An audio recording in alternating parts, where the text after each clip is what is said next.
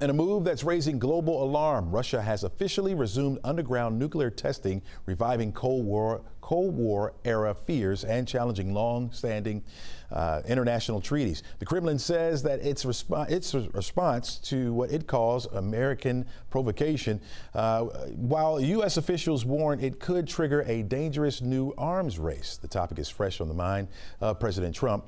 He was recently asked about it last week aboard Air Force One.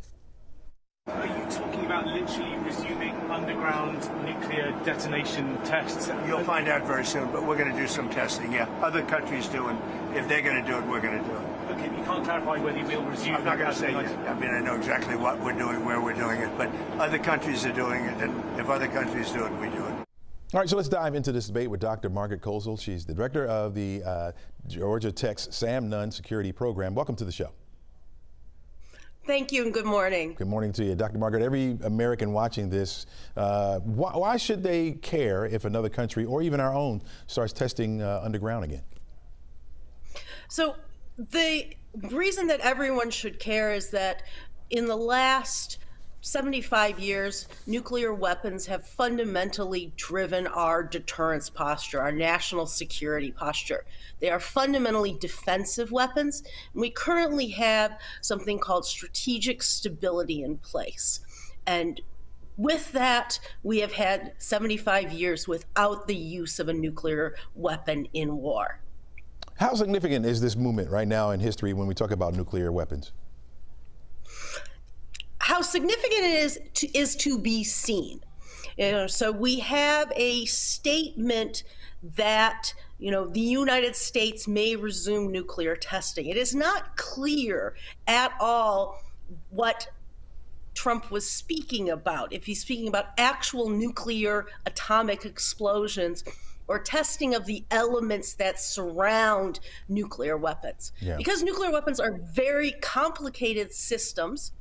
They are systems that are extremely secure. There are multiple different pieces that need to be tested. Yeah. The United States has done more nuclear weapons testing than any country in the world. By far, in the case of China, we have so much data, and we also have been responsible in investing in the infrastructure that enables us to do things using that data, using other proxy tests, using facilities at Department of Energy national labs that we don't need to test. Is there a strategic message that Russia is sending by resuming their underground testing? It's not clear. These are days in which there's a lot of discourse and rhetoric that is put forward. The first thing is understanding, is it a real nuclear test? And there are technical ways that we can tell whether it was actually a nuclear test. And anytime Russia says something, you have to verify. So that's the first piece.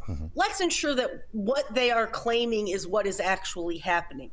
And you can detect certain radioisotopes that are given off by only nuclear tests. And if those are detected, that signals that there's an underground nuclear test. Yeah. Versus if they are testing something that is nuclear powered, or they're testing something that is a component.